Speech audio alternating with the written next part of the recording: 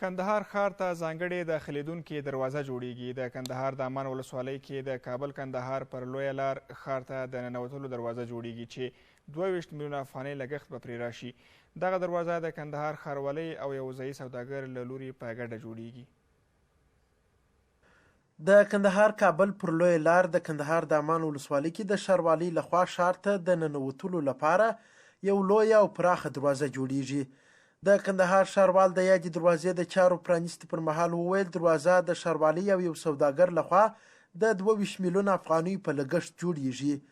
نوموړی زیاتوي یاده دروازه 102 متره اوږدوالی او 6 متره بر لري چې ټولې چارې به د 3 میاشتو په موده کې بشپړې شي. د امان په ولسوالۍ کې د ښار لپاره مو یو دروازه افتتاح کړله چې پر دې باندې 22 میلیونه افغانۍ لګښت راځي. په دې کې ملي تجار حاجي باچاکا 11 میلیونه پر ځان کړي دي او 11 میلیونه به د ښاروالۍ د بودیجې څخه ورکول کېږي. انشاءالله الرحمن په 3 میاشتو کې به تکمیل شي.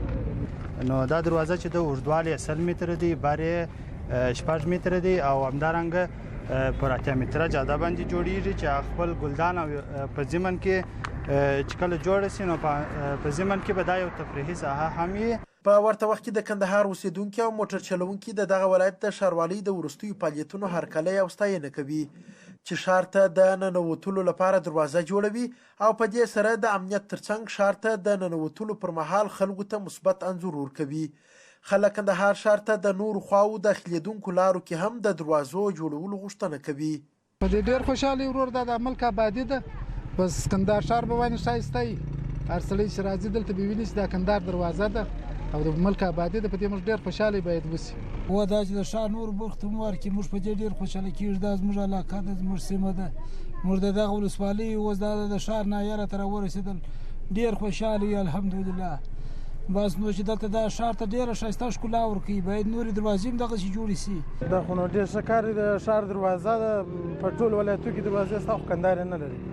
نو اوس د خیره د کندهار هم د جوړېږي. کندهار ښایسته به دغه دروازه شي. د خپل د کندهار اوسیدونکي د ښاروالۍ لخوا د روانو پروژو خوښ دي خو غوښتنه کوي چې ټولو پروژو کارونه باید پر وخت خلاص شي.